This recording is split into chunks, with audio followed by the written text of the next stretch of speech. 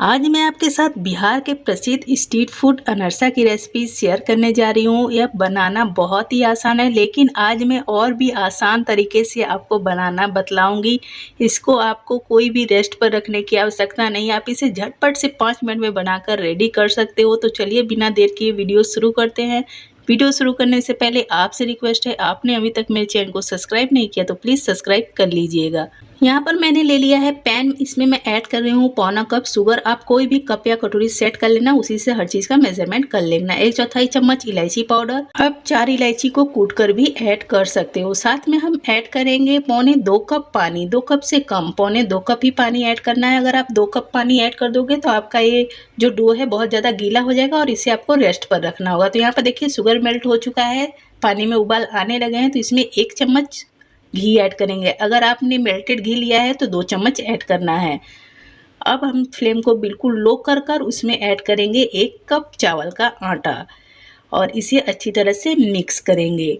इसे dough form में आने में बहुत ज़्यादा समय नहीं लगता, मतलब 1 मिनट में ही ये अच्छी तरह से डो फॉर्म में आ जाता है। तो यहाँ पर देखिए बिल्कुल परफेक्ट रेडी हो चुका है। तो मैंने फ्लेम को ऑफ कर दिया और इसे ढककर 5 मिनट के लिए रेस्ट पर रखेंगे। 5 मिनट के बाद हम इसे थाली में पलट लेंगे और इसे हल्के हाथों से मिक्स करते जाएंगे, जिससे कि इसमें जितनी भी गुठलियाँ होगी सब फूट जाएंगी।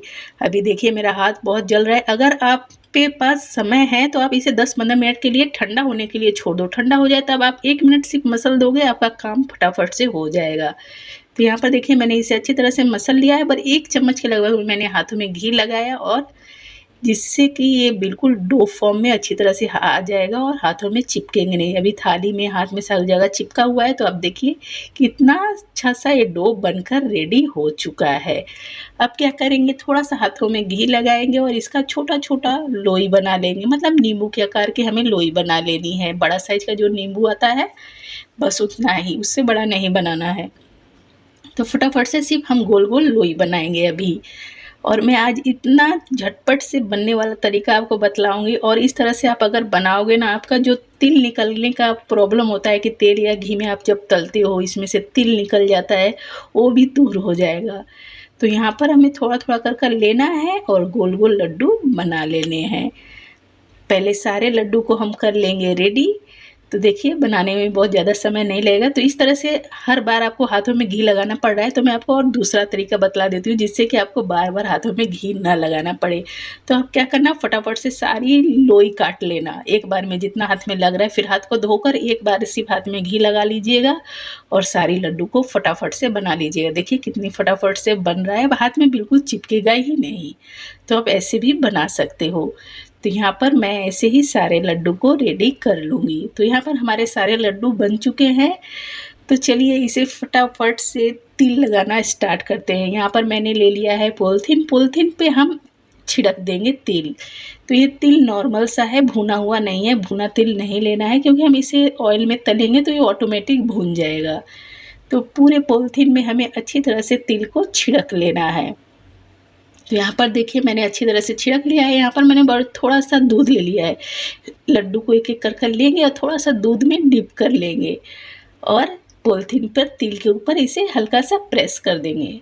बस ऐसे ही करते जाना है और फटाफट से हमारे सारे अनरसा रेडी हो जाएंगे। और इस तरह से अगर आप दूध लगाकर इसे तिल के ऊपर रखते हो ना, तो क्या होता है कि तिल ऑयल में निकलते ही नहीं हैं। जो दूध जिसमें लगा होता है वो चिपक जाता है इतनी अच्छी तरह से कि वो निकलेंगे ही नहीं।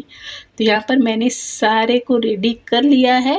तो एक और तरीका मैं आपको दिखला देती हूँ। जैसे पॉलीथीन आप नहीं लगाना चाहते तो क्या करिएगा, एक एक को दूध में डिप कर कर हाथों में थोड़ा सा तिल लगा कर और हाथ पर ही इसे प्रेस कर कर शेप दे दीजिएगा अनरसा का। देखिए कितनी फटाफट से हमारा अनरसा बनकर रेडी हो गया। आप इस तरह से भी इसे बना सकते हो। तो यहाँ पर ऐसे ही हमें सारे अनरसा को रेडी कर लेना है। तो मैं आपको पॉलीथीन वाला दिखलाती हूँ। उठाना है और इसे अच्छी तरह से दबाते हुए सारे अनरसा को रेडी कर लेना है। और जो पॉलीथीन में थोड़ा बहुत तिल है ना, वो भी लग ही जाता है। जहाँ लग रहा है कि तिल कम है वहाँ हम लगा देंगे। तो इसी तरह से सारे अनरसा को रेडी हमने कर लिया है। तो चलिए फटाफट से तल लेंगे। तो यहाँ पर मैं कढ़ाई में घी ऐड कर रही हूँ, आप चाहे तो ऑयल भी ऐड कर सकते हो।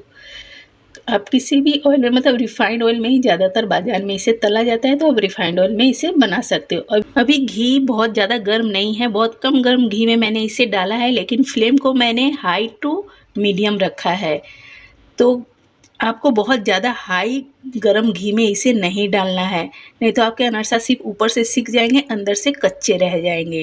तो यहाँ पर देखिए एक साइड से हो गया है, तो मैं इसे दूसरी साइड से पलट दे रही हूँ।